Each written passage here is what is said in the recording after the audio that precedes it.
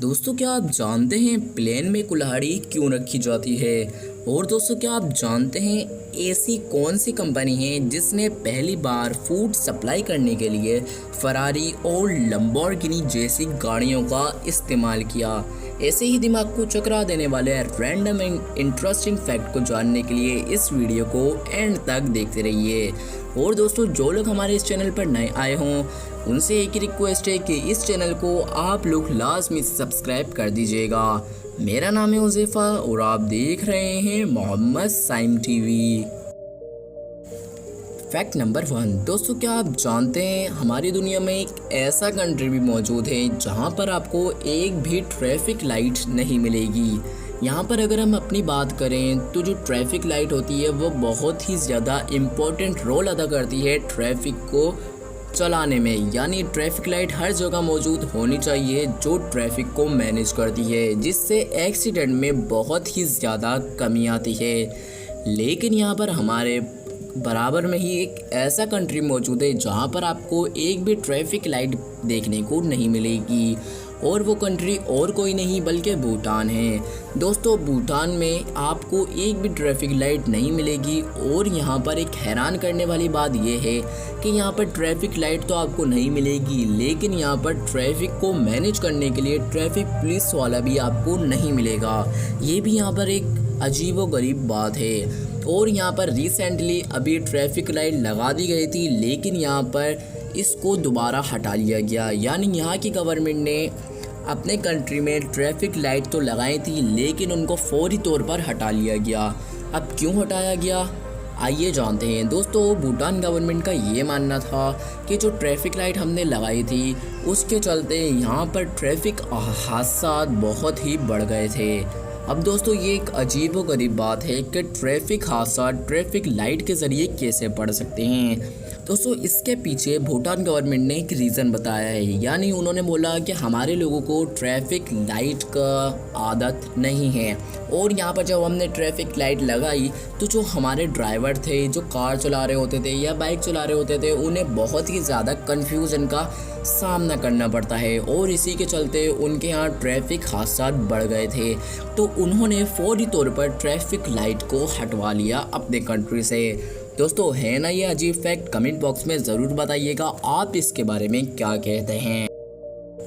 Fact number 2। दोस्तों क्या आप जानते हैं ऑस्ट्रेलिया के अंदर 2014 में मैकडॉनल्ड को लोगों की तरफ से काफ़ी ज़्यादा शिकायतों का सामना करना पड़ रहा था। लोगों का कहना था कि उनकी फूड डिलीवरी बहुत ही ज़्यादा स्लो है। जब ये शिकायतें हद से ज़्यादा हो गईं तो मैकडॉनल्ड ने ऐसा कुछ करा कि जिसको देखकर काफ़ी ज़्यादा लोग हैरान हो गए। और वो मैकडॉनल्ड ने क्या काम करा था आइए जानते हैं। दोस्तों मैकडॉनल्ड ने अपनी फूड डिलीवरी के लिए फरारी और लंबोर्गिनी जैसी गाड़ियों को फूड डिलीवरी के लिए रखा। यानी मैकडॉनल्ड ने ऐसा काम किया कि वहाँ पर उसने फरारी जैसी गाड़ियाँ और लंबोर्गिनी जैसी गाड़ियों को अपनी फूड डिलीवरी के तौर पर इस्तेमाल करना शुरू कर दिया, जिससे कस्टमर तो देखकर हैरान होते ही थे और आसपास के लोग भी उस गाड़ियों को देखकर हैरान होते थे कि इन गाड़ियों के अंदर फूड कैसे सप्लाई हो सकता है इतनी महंगी गाड़ियों के अंदर। है ना जी फैक्ट। Fact number 3। दोस्तों क्या आप जानते हैं प्लेन के अंदर कुल्हाड़ी क्यों रखी जाती है? दोस्तों ये सुनकर तो आप काफ़ी ज़्यादा हैरान हो रहे होंगे कि प्लेन के अंदर कुल्हाड़ी का क्या काम है। दोस्तों कुल्हाड़ी बहुत ही ज़्यादा इम्पोर्टेंट रोल अदा करती है प्लेन के अंदर। क्या दोस्तों पहले की बात करें तो प्लेन के अंदर कुल्हाड़ी नहीं रखी जाती थी, लेकिन जो इसका नुकसान है वो पायलट को ही होता था। यानी पायलट को बहुत ही ज़्यादा नुकसान होता था अगर प्लेन के अंदर कुल्हाड़ी नहीं होती थी। क्या नुकसान होता था दोस्तों? कभी भी अगर प्लेन की क्रैश लैंडिंग पानी के अंदर या जंगलों में होती थी तो एक इमरजेंसी गेट होता है जो कि पैसेंजर को निकलने में मदद करता है, और पैसेंजर बहुत ही कम वक्त में प्लेन के अंदर से निकल जाते हैं। लेकिन जिस हिस्से में पायलट बैठा हुआ होता है वहाँ का जो गेट होता है वो पैसेंजर केबिन में आकर एक बटन होता है जिसको दबाना होता है। उसी के बाद पायलट के केबिन का गेट खुलता है जिससे पायलट अंदर बाहर निकलता है। लेकिन इतना टाइम तो पायलट के पास होता नहीं है कि वो क्रैश लैंडिंग के अंदर जहाज़ फटने का भी खतरा होता है कि वो पैसेंजर केबिन में आए और वहाँ पर जाकर बटन दबाए। तो इसी के चलते अब प्लेन के अंदर कुल्हाड़ी रखी जाती है, जिससे कुल्हाड़ी को निकाल कर उस गेट के ऊपर मारा जाता है, क्योंकि जो गेट होता है वो शीशे का गेट होता है और उस कुल्हाड़ी से उस शीशे के गेट पे मारा जाता है, जिससे वो शीशा मुकम्मल तौर पर टूट जाता है और जो पायलट्स होते हैं वो वहाँ से इजीली निकल सकते हैं। और एक कुल्हाड़ी प्लेन के बाहर भी रखी जाती है। बाहर क्यों रखी जाती है? अगर प्लेन क्रैश हो जाता है और जब वहाँ पर रेस्क्यू की टीम पहुँचती है तो वो बाहर से कुल्हाड़ी निकालती है, और जब जहाज़ क्रैश हो जाता है तो रेस्क्यू की टीम पहुंचती है और वो कुल्हाड़ी निकालते हैं और शीशे पे मारते हैं, ताकि उन अंदर जाने में मुश्किल का सामना नहीं करना पड़े, आसानी उनको हो जाती है इससे। फैक्ट नंबर 4 दोस्तों, क्या आप जानते हैं होटल और रेस्टोरेंट के अंदर क्या फ़र्क है? यानी आप लोगों ने देखा होगा कि अगर हम खाना खाने जाते हैं कहीं बाहर तो हम लोग अक्सर यही लोग हम में से बोलते हैं कि हम होटल में खाना खाने जा रहे हैं, और कुछ लोग रेस्टोरेंट में बोलते हैं। लेकिन यहाँ पर काफ़ी ज़्यादा लोगों को रेस्टोरेंट और होटल के बीच का फ़र्क मालूम नहीं है। तो आज के इस फैक्ट में मैं आपको इन्हीं दोनों के अलग अलग मायने बताऊंगा, जिनको सुनकर आपको काफ़ी ज़्यादा नॉलेज मिल जाएगी।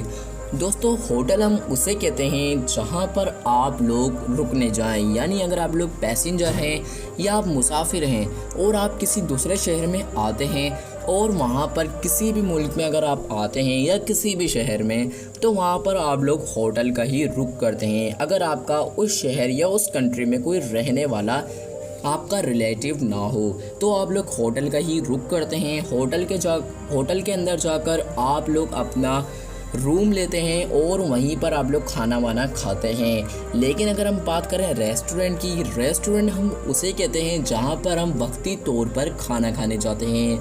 यानी अगर आप लोगों का कोई प्लान बनता है खाना वाना खाने का बाहर, तो आप लोग रेस्टोरेंट का रुख करते हैं। लेकिन यहाँ पर हम में से काफ़ी ज़्यादा लोग उसको होटल बोल लेते हैं, लेकिन वो होटल होता नहीं है, लेकिन हम लोग उसको होटल बोल लेते हैं। जहाँ पर हम लोग सिर्फ वक्ती तौर पर खाना खाने जा रहे हैं उसको हम रेस्टोरेंट बोलते हैं, और जहाँ पर हम रुकने जा रहे हैं मुसलसल हम वहीं पे रुकेंगे 2 से 3 दिन और वहीं पे खाना खाएंगे, उसको हम होटल बोलते हैं।